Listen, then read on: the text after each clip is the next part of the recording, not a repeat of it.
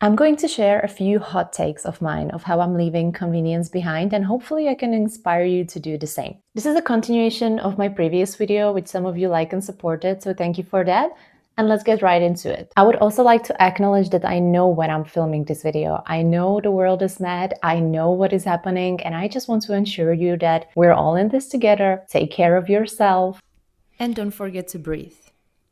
Okay, so first things first, I'm not joining anybody's club. And I think you shouldn't either. Meaning all the big chains, grocery shops, cosmetic shops, anybody who requires you to collect points so they can collect your data. And when I say this out loud, I often hear back things like, you can't help it, they already have your data. Or it only matters if we all would do it. But that's exactly why I'm here and why I'm telling you this. The scam of being provided a discount just because you registered somewhere does not mean that you are getting something for free. It means you are the product. And also, if you think that you are a VIP just because you have some golden card and access somewhere where others could not have access, then I'm sorry to break it up to you, but the real VIPs don't need cards. They are using the back door and their data is never collected. And as long as I agree that one individual will probably not change the world, I still think it's the smallest things that we do, each one of us, that will inevitably shape the world. Also, the whole strategy of collecting points is obviously here for you to be loyal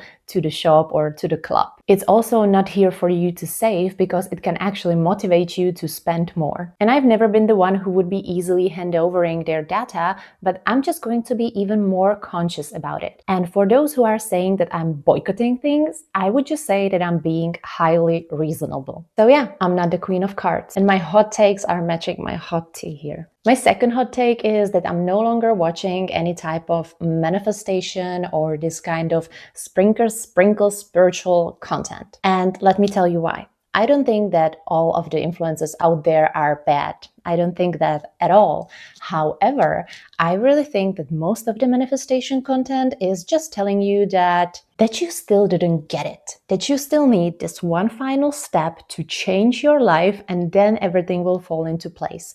And inevitably, it's putting you in the victim's mindset. So instead of taking action, you're watching another video about how you are blocked, about what you are missing, about what's not complete.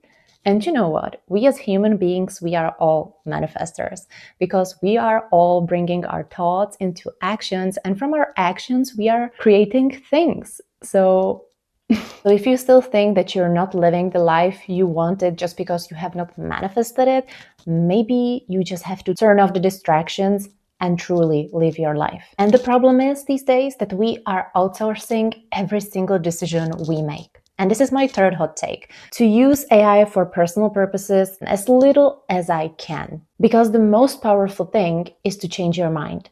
But to be able to change your mind, you have to make decisions for yourself. And even if it seems very innocent that you are discussing every personal matter with ChatGPT, I don't really think it's innocent. I really think that it's actually making you less sensitive to yourself. And I'm a big believer that we should listen to our own intuition. And how do we want to build this relationship if we are still outsourcing our decisions? And I also know that AI is not going anywhere. And I also know that we all need it for our work or to figure out certain projects. But discussing a birth chart with ChatGPT is just wild to me.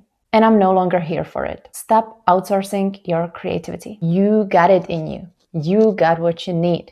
You just need to be actually maybe bored for a little bit so you can figure it out yourself. And stop overwhelming yourself with endless interaction with AI. I also think it comes together with how people say that it's not easy to connect with others these days because everybody is glued to their phone. And that's obviously not only fault of AI, but maybe I'll just make another video about that. My next hot take is to continue to trade my time as an investment and not for convenience. I already talked about it in my previous video and I'm just here for it. These days, we already know that productivity does not equal more success, more money, more, whatever. It's just endless productivity that somehow ends up as a waste of time. And so I would like to continue in investing my time in what brings me a long-term value, even though it can seem as an inconvenience at first. And here I would like for you to think about it as of where are you leaking your resources for convenience?